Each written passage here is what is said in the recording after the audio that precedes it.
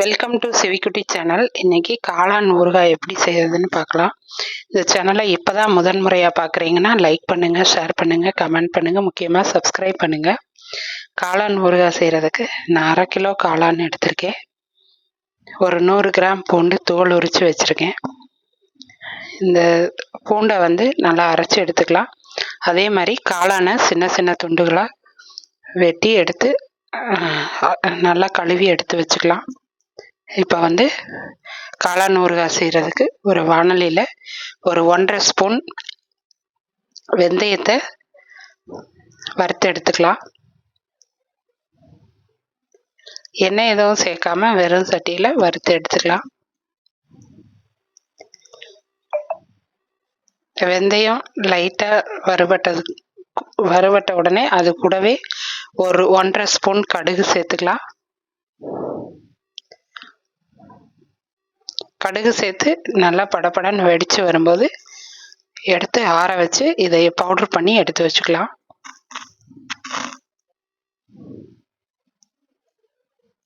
காளான் ஊறுகாய் அவ்வளோக்காக யாரும் செய்ய மாட்டாங்க. வீட்டில் செய்கிறது ரொம்பவே ஈஸி.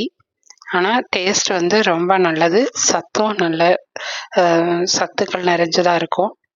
இப்போ அதே வாணலியில் ஒரு 200 மில்லி நல்லெண்ணெய் சேர்த்துக்கலாம். ஊறுகாய் எல்லாத்துக்குமே நல்லெண்ணெய் சேர்த்தாதான் நல்லது. இப்போ 1 ஸ்பூன் கடுகு சேர்த்து பொரிய விட்டுடலாம். இப்போ அரைச்சி வச்ச பூண்டை சேர்த்து பச்சை வாசனை போகிற வரைக்கும் வதக்கிக்கலாம்.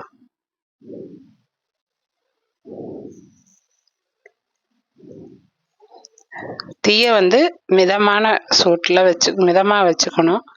ரொம்ப அதிக ஹை ஃப்ளேமில் வச்சோம்னா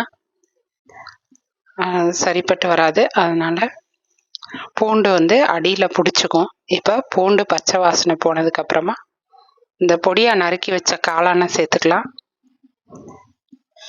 இது ஆர்கானிக் முறையில் தயாரிக்கப்பட்ட காளான், அதனால் கொஞ்சம் கலர் மாற்றமாக தெரியுது. இப்போ இந்த காளானை சேர்த்து நல்லா கலந்து விட்டுக்கலாம்.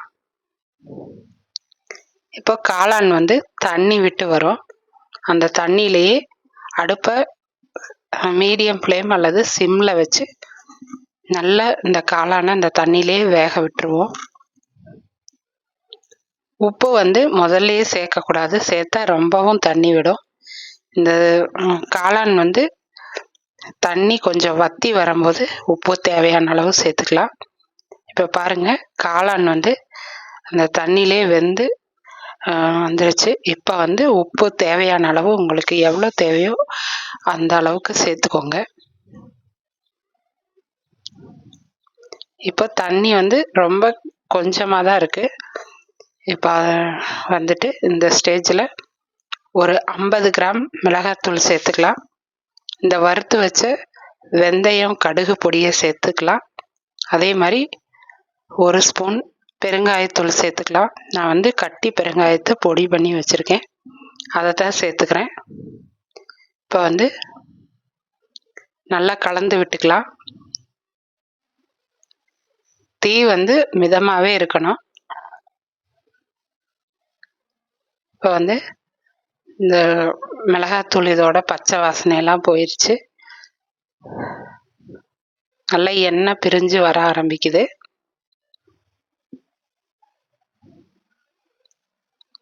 இப்போ கடைசியாக எலுமிச்சம்பழம் சாறு சேர்க்கணும். நான் உப்பு கம்மியாக இருக்கிறனால மறுபடியும் கொஞ்சம் உப்பு சேர்த்துக்கிறேன். இப்போ காளான் நல்லா வெந்து நல்லா வந்துருச்சு, எண்ணெயும் பிரிஞ்சு வருது. கடைசியாக இதுக்கு ஒரு 3 எலுமிச்சம்பழத்தை சாறு பிழிஞ்சு எடுத்து வச்சுருக்கேன். இப்போ அதை சேர்த்துக்கணும்.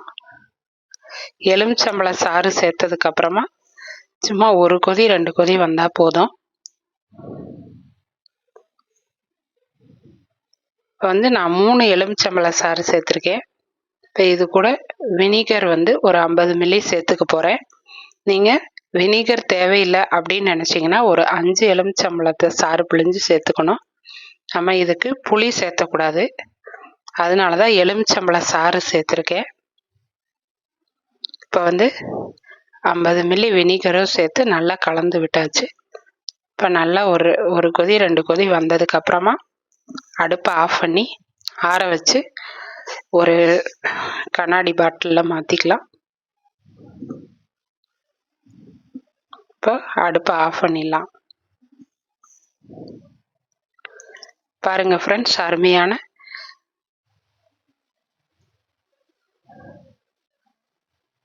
ஊறுகாய் ரெடி ஆயிடுச்சு. இப்போ இந்த ஊறுகாய் ரொம்பவே டேஸ்ட்டாக இருக்கும். காளான் ஊறுகாய் உடம்புக்கு ரொம்பவும் நல்லது. நீங்களும் இதை கடையில் வாங்காமல் வீட்டிலையே செஞ்சு பாருங்கள். நன்றி.